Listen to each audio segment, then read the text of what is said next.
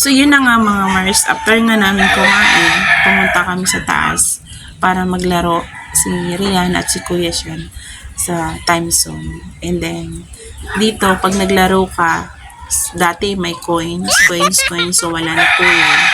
So, ngayon, ang kailangan na ay bibili ka ng ATM. Parang ATM. Tama.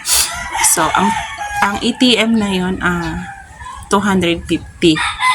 And then, parang may pa-plus pa sila na 50 pesos. So, magiging 300 siya. Pero 250 mo siya babayaran.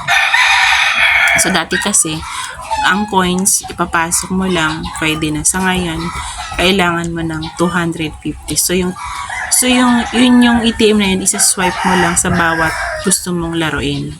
And dito mga Mars, bawat laro, bawat swipe ay 18 pesos.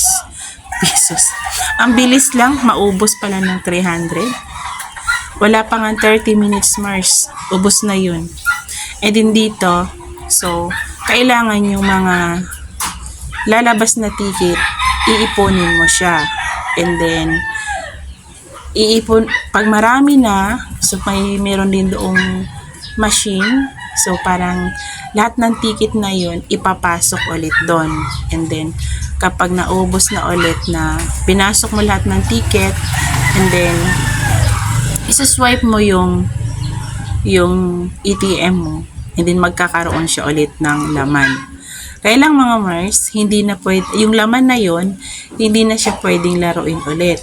So, ang mangyayari ay bibili ka ng items. So, ang mga items nila dito mga Mars, mahal din.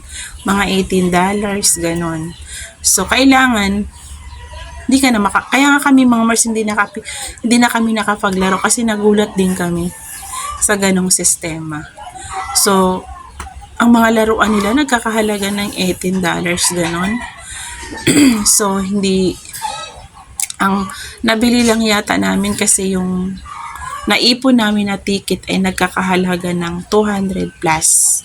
So, ang nabili lang niya na noon ay mga candy lang, mga Mars. Ayan, yung naipon na yan, so ipinasok din namin siya sa machine. Ayan. And then doon mga Mars, meron ako napansin naman, siguro sanay na talaga sila, yung dalawang magtatay, sobrang dami nila mga Mars na inipon na ticket. So, narinig ko sila, nakaipon sila. Nung lahat na pinasok na nila lahat yung ticket nila, and then, swipe nila, ang naging labas ay $50.